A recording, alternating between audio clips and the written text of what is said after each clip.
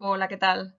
Mi nombre es Rocío Bartolomé Rodríguez y junto con mis compañeros Beatriz Méndez, Mary Ortiz y Gerardo Gonzalo hemos realizado un trabajo de investigación para conocer el impacto del empleo del estudio de casos como herramienta para mejorar las técnicas de expresión oral y el rendimiento académico. En primer lugar, nos gustaría dar las gracias a la organización por aceptar esta propuesta en este simposio. El índice de nuestra presentación es el que ven en pantalla, es el típico de cualquier trabajo de investigación, como pueden ver. Y sin más esperas, vamos a ir ya por la introducción. En primer lugar, vamos a hablar de la definición del estudio de casos. Consiste en plantear situaciones, problemas o actividades del mundo real a los estudiantes para que las estudien y las analicen. Este proceso se basa en una reflexión personal en primer lugar, a título individual, después grupal y colectiva. La esencia del método consiste en pedir a los estudiantes que elaboren respuestas o soluciones a situaciones del mundo real y relevantes para los objetivos de aprendizaje de la materia en estudio. Esto se hace mediante un proceso ordenado para que durante esa experiencia aprendan.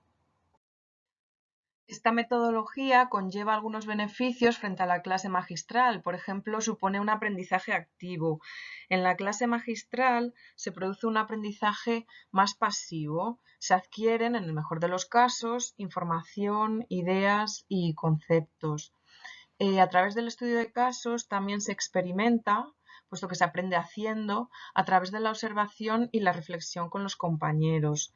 Esto permite desarrollar habilidades cognitivas como aprender a razonar de modo reflexivo y crítico, a defender posiciones bien argumentadas y documentadas y a tomar decisiones.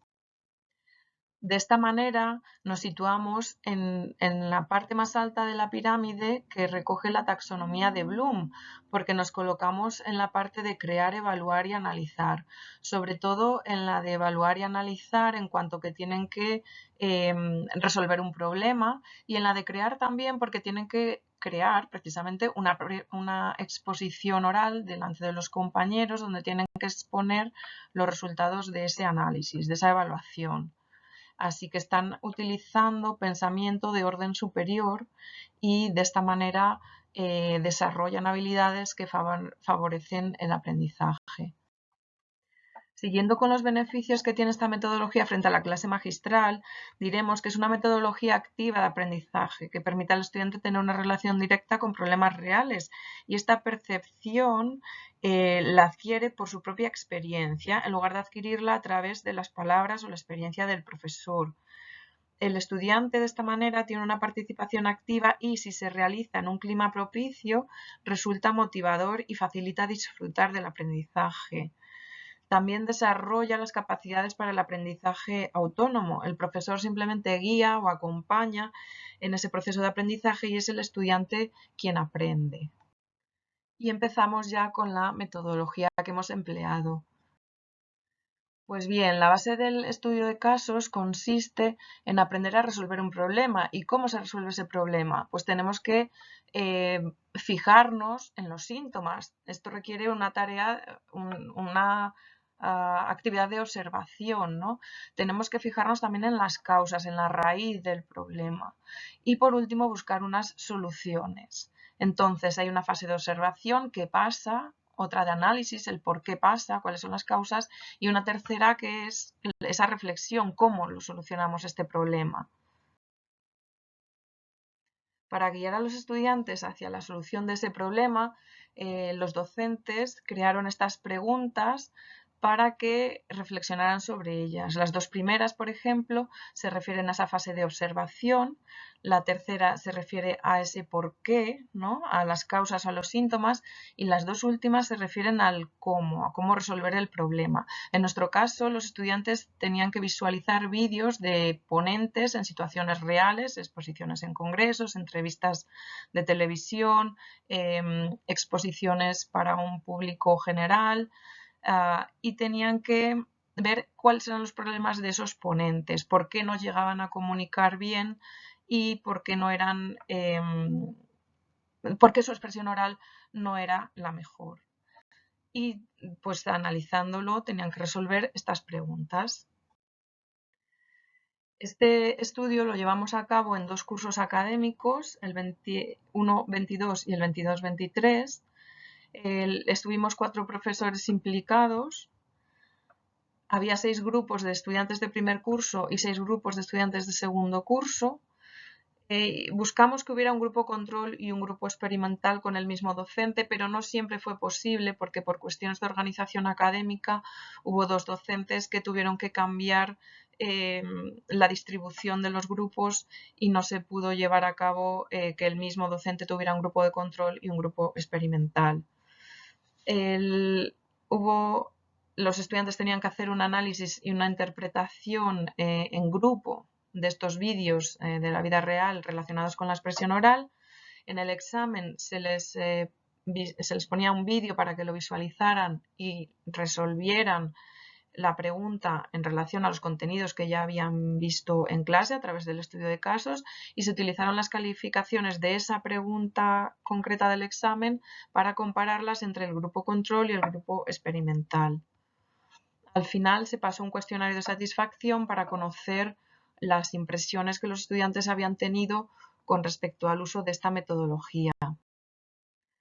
La hipótesis de partida consistía en que los grupos que utilizaran el estudio de casos para detectar problemas de expresión oral en los ponentes obtendrían mejores notas en el examen en la pregunta que se refería a estos contenidos concretos.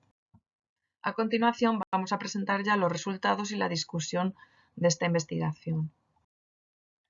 Pues bien, aquí tenemos los resultados del curso 2021-2022 para las 2 docentes que pudieron tener grupo de control y grupo experimental. Vemos que la docente A, en el grupo de control, el promedio de calificación para la pregunta del examen es de 2,16, se puntuaba sobre 3,75, y en el grupo experimental sube ese promedio a 2,49. Aquí se está cumpliendo la hipótesis de la que partíamos. Sin embargo, en el caso de la docente B, el grupo de control que no había experimentado el estudio de casos sacó una nota promedio más alta que el grupo experimental que sí había trabajado con la metodología del estudio de casos. Esto nos hizo pensar a qué podía deberse y llegamos a la conclusión de que había una variable que no habíamos controlado, que era la asistencia a clase, y pensábamos que decisiva. Por lo tanto, al año siguiente, el curso 2022-2023, decidimos controlar esta variable para ver si influía o no en los resultados. En el curso 2022-2023, para el caso de la docente B, nos ocurría lo mismo. El grupo control que no había experimentado con el estudio de casos tenía una nota promedio mucho más alta que el grupo que había trabajado con el estudio de casos. Aquí se controló ya la asistencia y tratamos de ver si había una vinculación entre las ausencias de clase y la nota promedio en el examen. Aplicamos la prueba de chi cuadrado y efectivamente nos arrojó un resultado que consistía en una relación estadísticamente significativa entre las variables absentismo y puntuación de la pregunta del examen. En concreto, los alumnos que habían faltado a 7 o más clases tenían peor puntuación que los que habían faltado a 6 o menos de 6 clases. Y en este caso, en este grupo, tanto en este como en el grupo anterior del 2021-22, que había tenido el grupo experimental una nota promedio más baja que la del grupo control, en ambos casos sí había habido una asistencia muy baja a las clases. Por lo tanto, creemos que esto condicionó bastante los resultados. Finalizamos ya con las conclusiones a las que nos ha permitido llegar este estudio. La primera conclusión a la que llegamos es que a priori el estudio de casos parece que es una metodología que mejora el rendimiento académico de los alumnos en la evaluación sumativa cuando se dan ciertas condiciones de asistencia a clase de manera regular, como ocurrió en el grupo de la docente A. Sin embargo, el éxito de esta metodología depende de otras variables, como decía, como la asistencia a clase. No es una metodología muy extendida en el contexto educativo de nuestros estudiantes, porque un 65% de ellos no la conocía y un 79% no la ha utilizado en otras clases en la universidad. Perdón, sin embargo, a los estudiantes encuestados les parece útil, les motiva, la recomiendan y la prefieren frente a la clase magistral. Y esto es así porque si nos fijamos en el cuestionario de satisfacción que presentamos aquí en esta tabla, salvo esta pregunta en la que los porcentajes están más repartidos, porque los estudiantes efectivamente no es que se esfuercen más por hacer este trabajo en grupo, también si fuera un trabajo individual también se esforzarían de la misma manera, ¿no? Esto no les ha condicionado, ¿no? Pero el resto de porcentajes que se refieren a si les ha parecido útil la experiencia, si les ha motivado, si les permite aprender mejor que si los profesores utilizan una clase magistral. Bueno, pues todos esos porcentajes están entre el 74 y el 92% en totalmente de acuerdo o de acuerdo, ¿no? Lo que son porcentajes muy altos que se refieren a eso, al grado de utilidad, de motivación, de aprendizaje, y los porcentajes son bastante altos, por lo que es una actividad que con la que los propios estudiantes están satisfechos. Y por último, ya para terminar, me gustaría concluir con este comentario que uno de los estudiantes escribió en el cuestionario de satisfacción y que recoge perfectamente la idea o el objetivo que los profesores teníamos con esta actividad.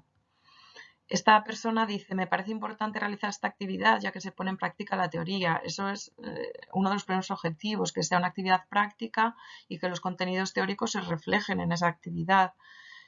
Además, dice esta persona, uno puede ver no solo los fallos realizados por los ponentes que hay que analizar, sino también los fallos que realizan los propios compañeros cuando exponen sus casos.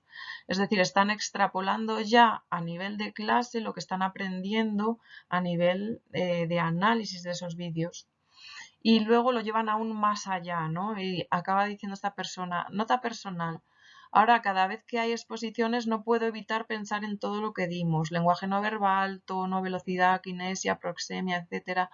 No solo en las exposiciones, cada vez que hablo con alguien me fijo en todo esto. Y ese es el objetivo, que trasladen a la vida real, al día a día, todo lo que aprenden en clase y que no quede en el olvido y no caiga en el olvido y quede ahí en un cajón guardado para siempre. O sea que esta cita refleja perfectamente lo que pretendíamos y lo que queríamos. Nada más, muchísimas gracias por vuestra atención y si tenéis alguna duda estamos a vuestra disposición en el foro.